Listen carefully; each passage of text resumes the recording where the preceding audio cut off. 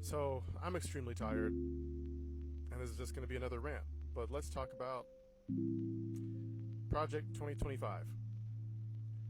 Now, I've been and heard about Project 2025. I know what it is. I'm sure many of you have heard about it already. You kind of have a basic understanding of what it is.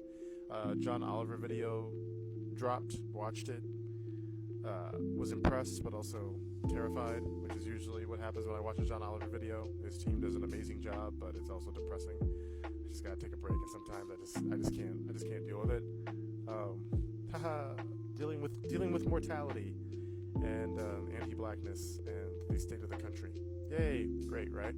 But anyway, what is Project 2025? Project 2025 is essentially the plan to make Donald Trump into a real dictator, dismantling the federal government and implementing right-wing agendas. As I've said countless times, conservatives, Republicans, right-wing, whatever you want to say, the vast majority of them at this point, and for a long, long while, that got Trump his presidency in the first place to right now, is made up of white nationalists, white supremacists, Christian extremists, and misogynists trying to pass off their misogyny and all of their ahistorical BS, from the white nationalists to the Christian extremists, their ahistorical BS as tradition, which it is not.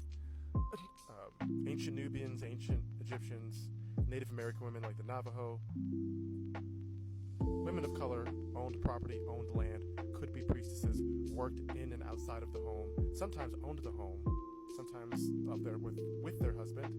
If not, they had their own home, etc., etc. Like that whole women are quiet, they stay at home, 1940s, 1950s BS. That's not a traditional wife. That's not real tradition. That is ahistorical BS. Anyway, could say more about that. Let's move on. But that's essentially what Project 2025 aims to do. So that's our two options, as I've said before. And both of them, again, are being controlled by lobbyists. Neither of them are going to solve the cost of living crisis. Except, do you want there to be a cost of living crisis that has essentially helped to destroy the futures of millennials, zillennials, and Gen Z? Corporate greed, greedification. Do you want all of that, but with Joe Biden, who, again, establishment Democrats, do-nothing Democrats are not truly leftists, whatever that even means. Then they're not progressive either, but if you have common sense, you know that. Apparently, not surprised, most Republicans and most conservatives lack common sense because they're still spouting that nonsense that Democrats represent the left and are progressive. No, they are not. That'd be a good thing if they were, but they are not. Then how come they keep winning elections? Because they're not you.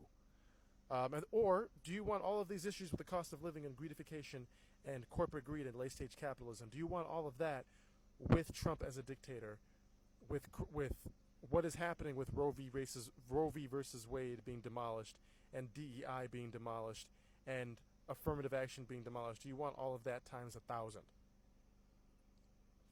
With, again, these Christian extremists, these misogynistic extremists, these white nationalists and white supremacists, all leading the country in that exact direction under Donald Trump.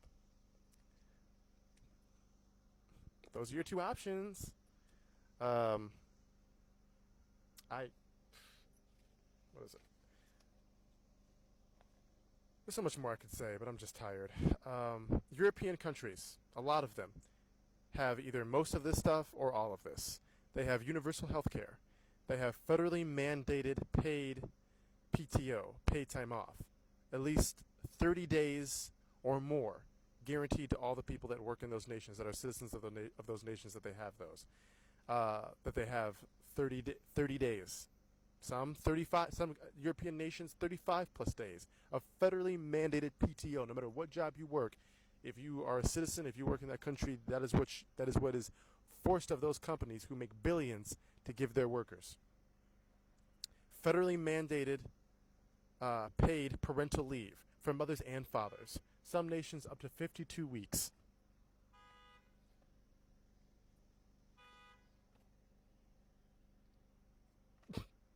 I don't know what's going on with that. Universal or affordable, sometimes free education. Universal or federally mandated pensions. Universal affordable housing. Walkable infrastructure instead of this car-dependent hellscape that is literally costing us billions and is costing us our lives. Universal or federal layoff protections. 4-day work weeks in some of these countries too. Easily be implemented here. 10-hour shifts for 4 days. You work 40 hours, you get the full benefits. You are guaranteed, no matter what job you have here in the U.S., to have a pension and to have 30 days off, PTO, pay time off. And that's not including your guaranteed your guaranteed parental paid leave, etc., etc., etc. Either the prices of things need to go down or the minimum wage needs to go up at least $33, at least, with what's happening, with what's the cost of living is skyrocketing now. I say all this to say that there are European, like besides the Nordic countries you should be aware of, there are European countries that have been and had either some of these or most of these qualities for the people that work in their countries for years now. And they don't make nearly as much money as the United States does. But we are a nation that loves to exploit the poor and working class. We love to exploit people of color, migrants and immigrants. We love to exploit people overseas. We have the money and the power to implement all of this. The Benin did it, but we're not going to. Most Americans are living paycheck to paycheck now. Most Americans fall into two categories. They cannot afford health insurance, and if you are the other half of Americans who can afford health insurance, you are underinsured, because just like for-profit prisons, it's literally in America. It's literally called the healthcare marketplace. It's for-profit health. It's for-profit health. That's what it is. Even if you're insured, your insurance doesn't cover everything. So you have millions of Americans who are drowning in medical debt because their insurance will literally just straight up just choose not to cover something, so it forces them to pay out of pocket. On top of paying taxes and on top of paying premiums and on top of paying for the monthly subscription, you still have to pay for certain things out of pocket. Either that your medical insurance won't cover it all, or your medical insurance will only won't cover the complete cost. They won't cover enough.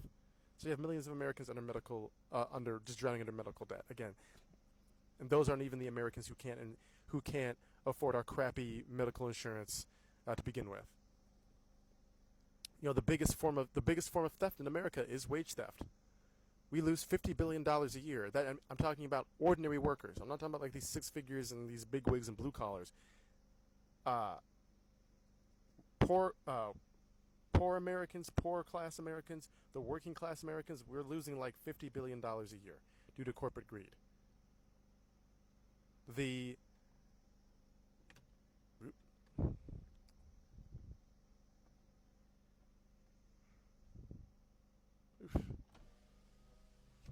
going to have to wrap this up because my phone is frying in this heat. But yeah, seriously.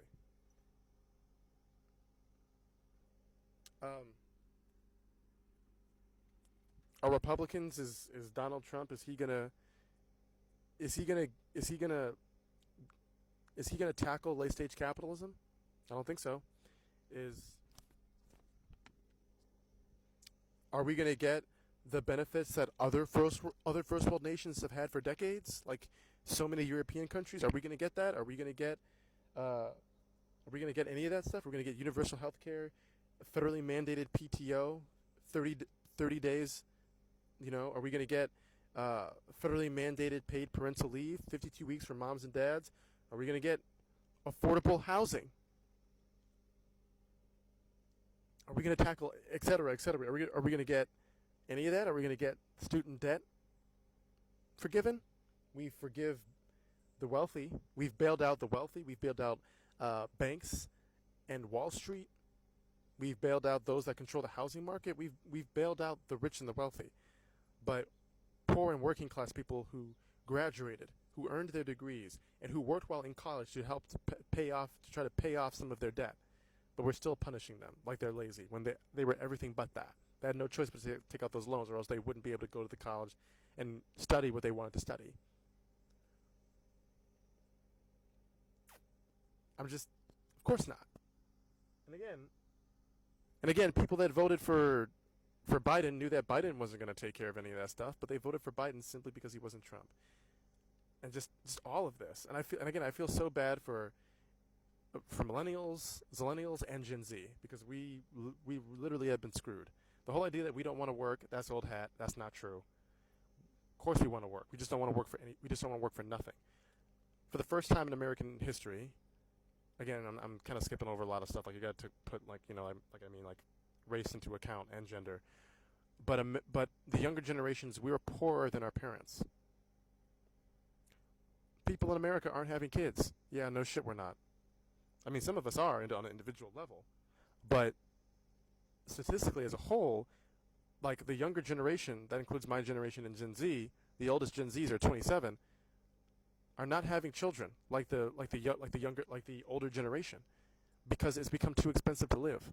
We're being responsible. We're not having kids, but that's also leading to the collapse of the United States, because there's not going to be enough like workers and poor people for the super wealthy like Elon Musk and Jeff Bezos and all of them to exploit.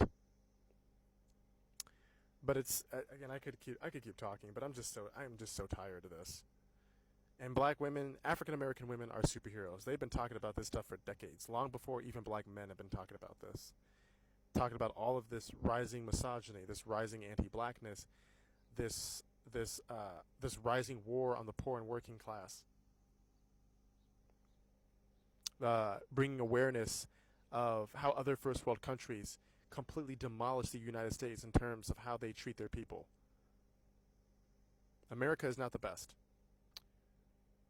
So, African American women truly are America's saviors and superheroes, and still are. I could keep going, but I'm just tired. I'm tired. As a zillennial, I am tired. I am so freaking tired. Late stage capitalism, white nationalism, white supremacy, Christian extremism, all of that just filled with misogynoir, hating women, hating people of African descent, hating indigenous people. And I've had people come up to me at Menards who have confirmed this, by the way. I've literally had people come up to me at my job and say, Native Americans are evil. And they didn't have much kinder things to say about black people or Africans. So, yep. Yep.